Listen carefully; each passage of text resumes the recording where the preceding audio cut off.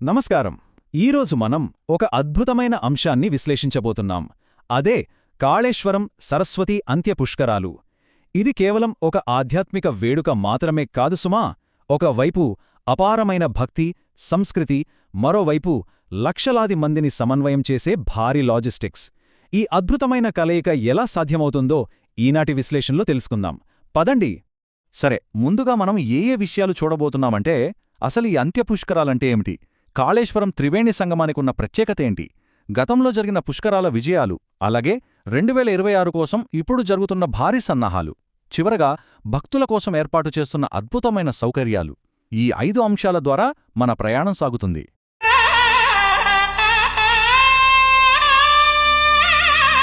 మొదటి అంశంలోకి అడుగుపెడదాం.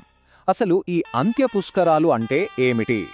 మనందరికీ పుష్కరాలు అంటే ఏమిటో తెలుసు కదా.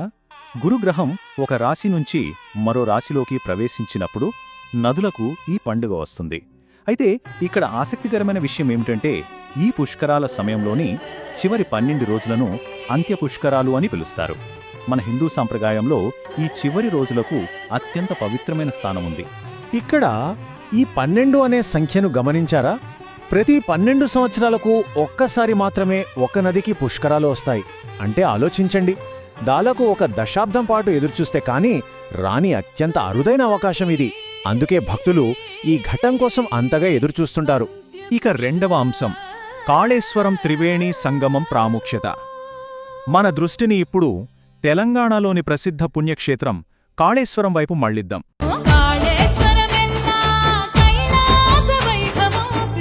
భౌగోళికంగా చూస్తే కాళేశ్వరం ఒక అద్భుతమని చెప్పాలి. ఇది సుప్రసిద్ధ శ్రీ కాళేశ్వర ముక్తీశ్వర స్వామివారి కొలువు. ఇక్కడ గోదావరి, ప్రాణహిత నదులు బహిర్గతంగా కలుస్తుంటాయి. వాటితో పాటు సరస్వతి నది అంతర్వాహినిగా ప్రవహించి ఇక్కడే కలుస్తుందని మన ప్రగాఢ విశ్వాసం. ఈ 3 నదుల పవిత్ర కలయికనే మనం త్రివేణి సంగమం అని భక్తితో పిలుచుకుంటాం. ఒక్కసారి ఈ అంకెను చూడండి, 10 మిలియన్లు అంటే ఏకంగా 1 కోటి.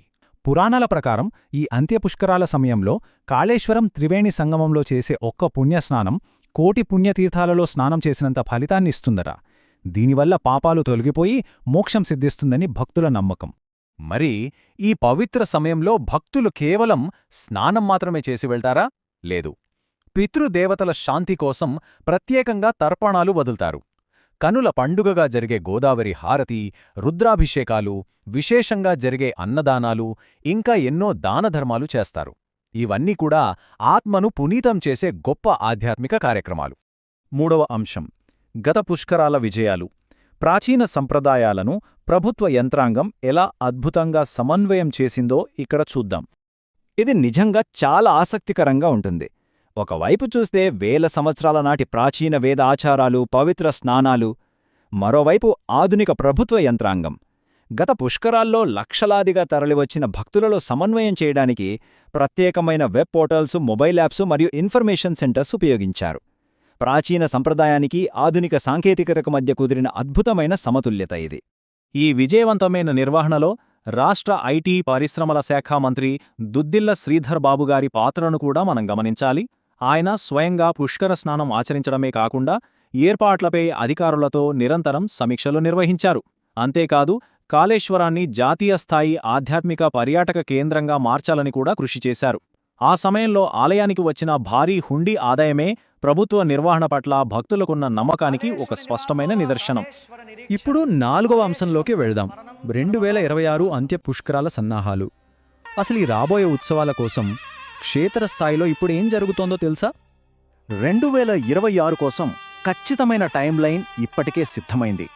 ఇక మే 21 ఉదయం సరిగ్గా 5:43 కంచి స్వామివారు ఇక్కడ పుణ్యస్నామం ఆచరిస్తారు.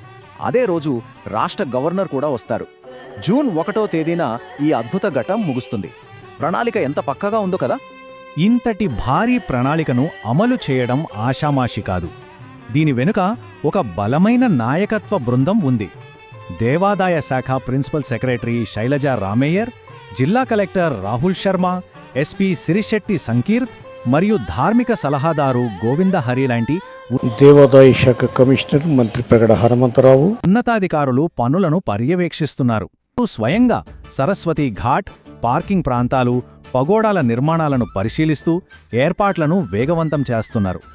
ఇక మన చివరి 5వ అంశం భక్తుల కోసం కల్పిస్తున్న పటిష్టమైన సౌకర్యాలు. మైక్రో లెవెల్ లాజిస్టిక్స్ ఎలా ఉంటాయో ఇక్కడ చూద్దాం. ఒక్కసారి ఈ స్థాయిని ఊహించండి. కేవలం వాహనాల పార్కింగ్ కోసమే మద్దులపల్లి, పూస్కుపల్లి, బలిజాపూర్, గోదావరి వంతెన పరిసరాలతో సహా మొత్తం 24 ప్రాంతాల్లో ఏకంగా 260 ఎకరాలను కేటాయించారు. లక్షలాది మంది తరలివచ్చే ఈ ఉత్సవానికి లాజిస్టిక్స్ ఏ స్థాయిలో ఉన్నాయో అర్థం చేసుకోవడానికి ఈ ఒక్క అంకె చాలు. ఇదొక తాత్కాలిక మహానగరాన్ని నిర్మించడం లాంటిదే. భక్తుల కనీస అవసరాల కోసం అడుగడుగున ఏర్పాట్లు చేస్తున్నారు. ప్రతి అర కిలోమీటర్కు ఒక చలివేంద్రం, అత్యవసర వైద్య సేవలకు 20 పడకల మెడికల్ క్యాంపున్నాయి. పిండ ప్రదానాల కోసం ప్రత్యేకంగా చలువ పందిళ్లు వేస్తున్నారు. పిల్లలు ఆడుకోవడానికి ప్లే జోన్స్, అలాగే స్థానిక చిన్న తరహా పరిశ్రమలను ప్రోత్సహించడానికి సుమారు 50 షాపింగ్ స్టాల్స్ కూడా సిద్ధం చేస్తున్నారు. ఖచ్చితంగా ఇదొక కంప్లీట్ ప్యాకేజ్. అయితే ఇక్కడ అత్యంత కీలకమైన సవాల్ ట్రాఫిక్. ఒకేసారి అంతమంది వస్తే ఎలా? అందుకే రద్దీని నియంత్రించడానికి అధికారులు ఒక పటిష్టమైన మాస్టర్ ట్రాఫిక్ ప్లాన్ రూపొందించారు. ఆర్టీసీ బస్సులకు ఒక డెడికేటెడ్ రూట్, ఇక ప్రైవేట్ వాహనాలకు పూర్తిగా వేరొక దారి ఏర్పాటు చేస్తున్నారు. ఇలా చేయడం వల్ల ఎక్కడా ట్రాఫిక్ జామ్ కాకుండా అన్నీ సాఫీగా సాగిపోతాయి. ఈ విశ్లేషణను ఒక చిన్న ఆలోచనతో ముగిద్దాం. అత్యంత పవిత్రమైన, ప్రాచీనమైన ఒక సాంప్రదాయం, దాని వెనుక ఉన్న భక్తిభావం ఏమాత్రం చెక్కు చెదరకుండా ఒక ఆధునిక ప్రభుత్వ యంత్రాంగం ఇంతటి భారీ లాజిస్టికల్ ఆపరేషన్ను ఎలా విజయవంతంగా అమలు చేయగలుగుతోంది? అచంచలమైన విశ్వాసానికి, పక్కా సివిక్ ప్లానింగ్కు 2026 కాళేశ్వరం అంత్య పుష్కరాలు ఒక అద్భుతమైన ఉదాహరణగా నిలవబోతున్నాయి. ఈ చరిత్రలో భాగం కావాలని, ఆ అద్భుతాన్ని కనులారా చూడాలని ఎవరికి మాత్రం ఉండదు చెప్పండి? ఈనాటి విశ్లేషణ మీకు నచ్చిందని ఆశిస్తూ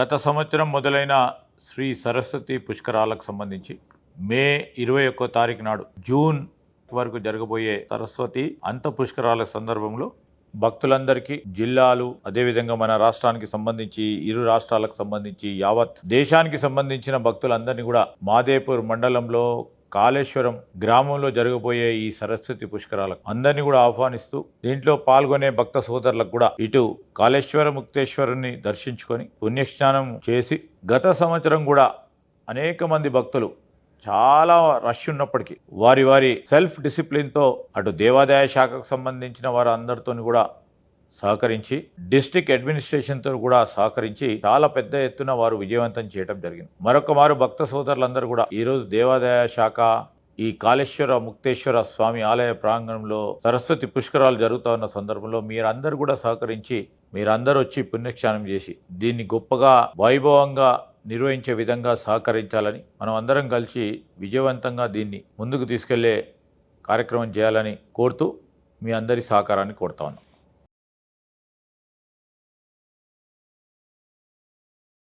మే 21వ తారీఖు నుంచి జూన్ 1వ తారీఖు వరకు తెలంగాణ ప్రభుత్వం కాళేశ్వరం భూపాల్పల్లి జిల్లాలో సరస్వతీ నది అంత్య పుష్కరాలు జరుపుతున్నాము. ముఖ్యంగా మనకి కాళేశ్వరంలో త్రివేణి సంగం, అందులో గోదావరి నది, ప్రాణహిత నది మరియు అంతర్వాహిని సరస్వతి కలుస్తున్నాయి. ఈ పుణ్య సంగమంలో మనకి సరస్వతీ నది పుష్కరాలు గురు గ్రహము మిథున రాశిలో ఉన్నప్పుడు మనం ఆ ఒక్క సంవత్సరానికి జరుపుతాము. మరి పోయిన సంవత్సరం మే 16 నుంచి ఆది పుష్కరాల్ని సరస్వతి నదికి జరిపాము. ఇప్పుడు గురు గ్రహము మిథున రాశి ఆఖరి 12 రోజులు మిథున రాశి నుంచి కటక రాశికి పోవడానికి ముందు అంత్య పుష్కరాల్ని జరుపుకుంటూ మనము ఈ పుణ్య స్నానాల్ని ఆచరిస్తాము. మరియు కాళేశ్వరంలో మనకి ముక్తేశ్వర మరియు కాళేశ్వర స్వాములు ఇద్దరు కూడా ఒకే పానవటంలో మనకి వెలిసి ఉన్నాయి. మరియు ఈ పుణ్య కాళేశ్వర దేవాలయం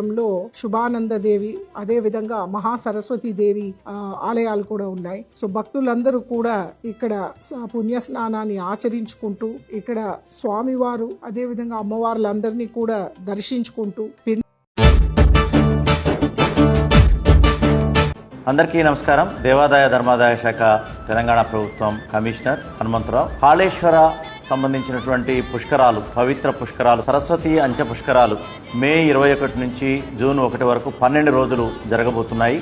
ఈ పవిత్ర పుష్కర స్నానానికి అంగరంగ వైభవంగా ప్రభుత్వం అన్ని ఏర్పాటు చేసింది. దేవాదాయ శాఖ తరఫున కూడా భక్తులందరికీ కూడా పుష్కర స్నానానికి ఏ విధమైనటువంటి లోటుపాట్లు లేకుండా వసతికి అన్ని ఏర్పాట్లు, అదేవిధంగా సాయంత్రం వేళ ఆహ్లాదకరమైనటువంటి అద్భుతమైనటువంటి సాంస్కృతిక కార్యక్రమాలు కూడా నిర్వహించడం జరుగుతుంది. పవిత్రమైనటువంటి మొదటి రోజున కంచి పీఠాధిపతి శ్రీ శంకర విజయేంద్ర సరస్వతి వారు రానున్నారు. వారు పుష్కర స్నానం ఆచరించి ప్రారంభిస్తారు.